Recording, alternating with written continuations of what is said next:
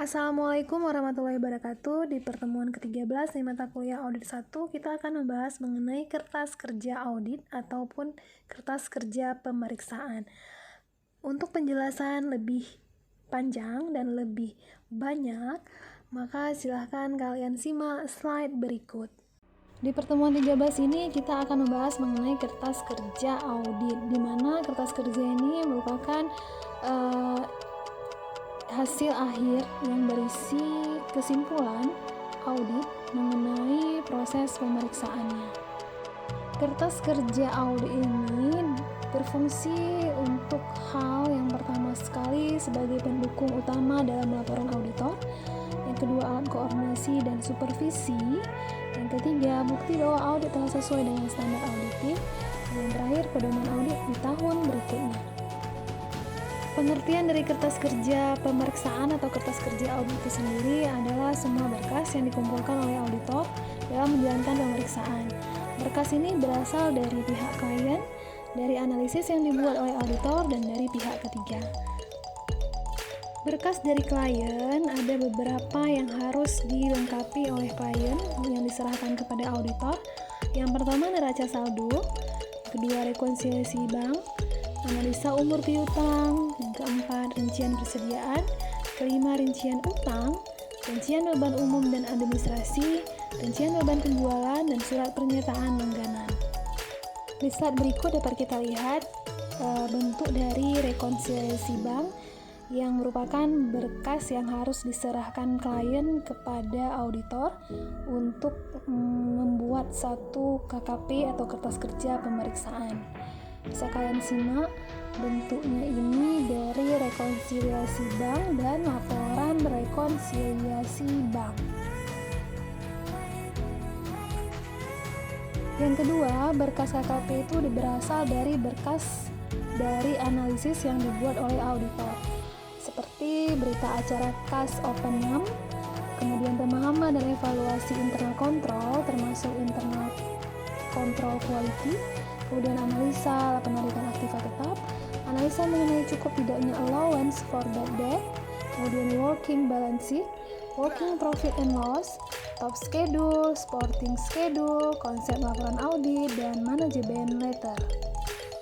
Di slide berikut bisa kita simak dan lihat ya, perhatikan bentuk dari berita acara Kas Opnam, yaitu berkas yang berasal dari analisis yang dibuat oleh auditor. Di sini kita bisa lihat bentuknya Kas Opnam. Kemudian yang ketiga, yang terakhir, yaitu berkas dari pihak ketiga, yaitu seperti jawaban konfirmasi piutang, jawaban konfirmasi utang, jawaban konfirmasi dari bank, dan jawaban konfirmasi dari penasihat hukum perusahaan. Terdapat beberapa tipe kertas kerja. Yang pertama yaitu working trial balance, kemudian schedule dan analisis, memo audit dan dokumentasi informasi penguat, dan yang terakhir jurnal penyesuaian dan reklasifikasi. Di sini bisa kita simak ada beberapa tujuan dari kertas kerja pemeriksaan atau kertas kerja audit. Yang pertama mendukung opini auditor, kemudian sebagai bukti bahwa auditor telah melakukan audit sesuai dengan SPAP, kemudian sebagai referensi untuk menjawab pertanyaan pihak pajak, bank, dan klien, kemudian dijadikan sebagai salah satu dasar penilaian tim audit, dan yang terakhir sebagai pegangan untuk audit di tahun berikutnya. Terdapat 3 pengelompokan KKP. Yang pertama current file, yaitu berkas tahun berjalan. Yang kedua permanent file, berkas permanen. Yang ketiga adalah correspondence file atau berkas surat menyurat. Yang pertama kita akan membahas berkas ya tahun berjalan atau current file. Di sini ada beberapa berkas yang harus diperiksa oleh auditor untuk membuat satu KKP, yaitu neraca saldo, berita acara Kas Opening, rekonsiliasi bank, rincian utang, rincian piutang, rincian persediaan, dan rincian biaya. Sedangkan berkas permanen atau permanent file itu berisi kertas kerja yang mempunyai manfaat untuk beberapa tahun. Itu seperti berkas akte pendirian, buku pedoman akuntansi atau akunting manual, kontrak-kontrak, dan hasil notulen rapat. Yang terakhir, pengelompokan KKP yaitu correspondence file atau berkas surat menyurat. Ini berisi korespondensi dengan klien, berupa surat menyurat maupun facsimile dan lain-lain. Adapun kriteria dalam pembuatan KKP ada beberapa. Yang pertama, KKP harus mempunyai tujuan, harus dapat dicegah penulisan ulang KKP.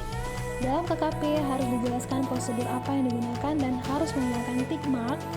Yang keempat, KKP harus diindeks, KKP harus diparaf oleh orang yang membuat KKP. Kemudian setiap pertanyaan yang ditimbul harus terjawab, dan KKP harus mencantumkan sifat dari perkiraan yang diaudit, prosedur audit, kesimpulan mengenai kelayakan perkiraan yang diaudit. Kemudian kita akan membahas mengenai bagaimana kepemilikan dan penyimpanan KKP. KKP itu adalah milik akuntan publik. KKP tidak dapat dianggap sebagai pengganti catatan akuntansi. Apabila ada pihak yang mau meminjam KKP, itu harus ada persetujuan tertulis dari klien, dan auditor harus melakukan pengaman yang tepat untuk penyimpanan KKP sesuai dengan peraturan pemerintah. Dalam kepemilikan kertas kerja, KKP di sini merupakan milik auditor, dan auditor tidak boleh mengungkapkan ke pihak lain tanpa izin klien, kecuali untuk keperluan pengadilan. Kemudian KKP di sini harus disimpan oleh auditor sampai dengan ketentuan undang-undang, yaitu minimal 10 tahun. Terdapat beberapa elemen-elemen yang harus ada dalam penyusunan working papers atau kertas kerja. Yang pertama yaitu judul, nomor indeks, acuan silang, tick mark, dan tanda tangan, juga tanggal dari KAP, tanda tangan auditor, tanda tangan reviewer, serta sumber dokumen yang diperoleh atau ditelusuri.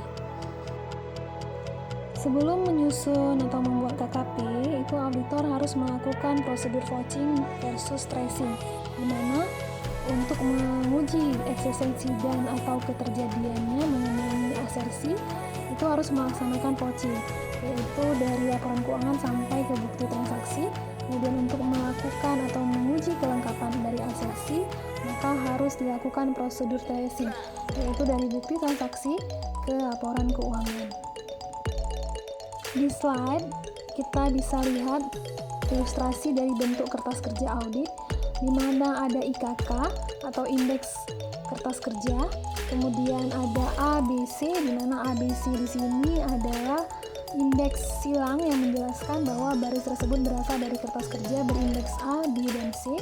Kemudian ada KKN. KKN di sini yang menjelaskan mengenai indeks kertas kerja untuk kompilasi kertas kerja neraca. Selanjutnya dalam KKP itu terdapat daftar utama dan daftar pendukung, di mana di situ ada A, daftar utama, yaitu yang terdiri di saldo kas, kemudian daftar pendukung yang mendukung dari daftar utama. Di slide berikut bisa kalian simak bentuk dari KKP. Di sini bisa kalian lihat ada berapa kolom untuk KKP yang bisa disusun oleh auditor. Kemudian hal yang harus ada dalam penyusunan KKP yaitu adanya acuan silang dan tick mark. Di sini bisa kalian lihat nomor 1 kas kecil, 2, 3, dan 4 itu dinamakan dengan tick mark. Sedangkan penjelasan dari A1, A2, dan A3 itu merupakan indeks silang yang diberikan simbol KKN A1, A2, dan A3. Di slide berikut ada contoh dari kertas kerja piutang. Di sini melalui KAP Darmawan ya, di tanggal 2 Februari 2008, di mana auditor Darmawan itu membuat satu KKP mengenai akun piutang. Bisa kalian simak di slide ini. Kertas kerja audit itu harus dilakukan review agar tidak adanya kesalahan dalam pengambilan kesimpulan dan dalam pemberian opini audit. Kertas kerja ini dilakukan review oleh supervisor penyusun, kemudian manajer audit, dan ketiga partner.